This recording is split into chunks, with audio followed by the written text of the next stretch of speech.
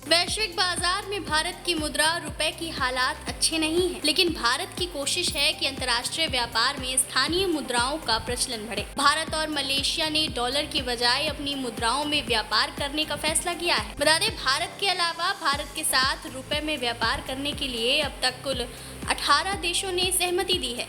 Malaysia दक्षिण पूर्व Asia के सबसे अहम वित्तीय केंद्रों में से एक है। अभी तक भारत और मलेशिया के बीच व्यापार अमेरिकी डॉलर में होता था, लेकिन नए समझौते को कैसी अमली जामा पहनाया जाएगा, ये बड़ा सवाल है। भारत के विदेश मंत्रालय ने कहा है कि India international bank of Malaysia की इसमें अहम भूमिका होगी।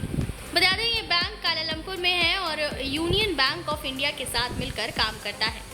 इन्हीं दोनों बैंकों के मार्फत रुपए में लेन देन किए जाएंगे। किसी देश के साथ व्यापार में उसकी स्थानीय मुद्रा में भुगतान के लिए एक विशेष बैंक खाता खोलना जरूरी होता है। इस प्रक्रिया के तहत India international bank of Malaysia ने यूनियन बैंक ऑफ इंडिया में वोस्त्रो खाता खोल दिया है। इस तरह 18 देशों ने भी भारतीय बैंकों में वोस्त्रो खाता खोला है। बता दें, रिजर्व बैंक ऑफ इंडिया ने मार्च में इससे संबंधित जरूरी अनुमति दी थी। जुलाई 2022 में ही रिजर्व बैंक ने इस प्रक्रिया की मंजूरी दी थी, जिसके बाद Fiji, Germany, Guyana, Israel, Mauritius, Myanmar, New Zealand और तमाम देशों ने वोस्त्रो खाते खोले। आरबीआई का कहना है कि रुपी ट्रेड को व्यापार और विकास में मदद के लिए लाया गया है।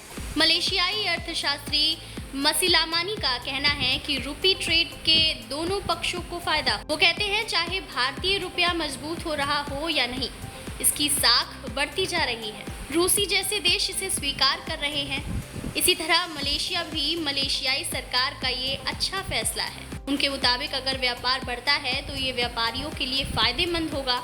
अगर भुगतान आसान हो जाता है तो स्वाभाविक है व्यापार बढ़ेगा और उसका विस्तार होगा। वहीं मलेशिया में पेनांग के उप मुख्यमंत्री प्रोफेसर रामासामी कहते हैं कि ये फैसला स्वागत योग्य है और ये वैश्विक बाजार में अमेरिकी डॉलर के दबदबे को भी कम करेगा।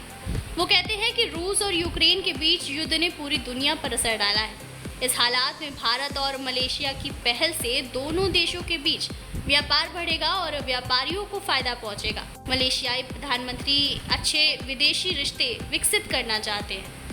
ऐसे में उम्मीद है कि नया व्यापारिक समझौता मलेशिया में रहने वाले केवल भारतीय मूल के लोगों के लिए नहीं बल्कि सबके लिए फायदेमंद होगा।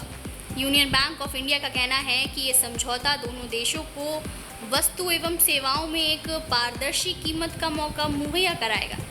बता दें, साल 2021 और 2022 में भारत मलेशिया के बीच 19.4 अरब डॉलर का व्यापार हुआ था। भारत मलेशिया को 13वां सबसे बड़ा व्यापारिक साझेदार मानता है और मलेशिया भारत का 10वां सबसे बड़ा साझेदार है। भारत उसे खनिज, ईंधन, एल्युमिनियम, खाद्य, मांस, स्टील, केमिकल और इलेक्ट्रॉनिक के सामान निर्यात करता है, जबकि मलेशिया ऑर्गेनिक, केमिकल और पाम तेल निर्यात करता है। माना जाता है कि यूक्रेन युद्ध ने भारतीय व्यापार को प्रभावित किया है, इसलिए भारत सरकार इस असर से खुद को बचाने के लिए ये तमाम उपाय निकाल रही है।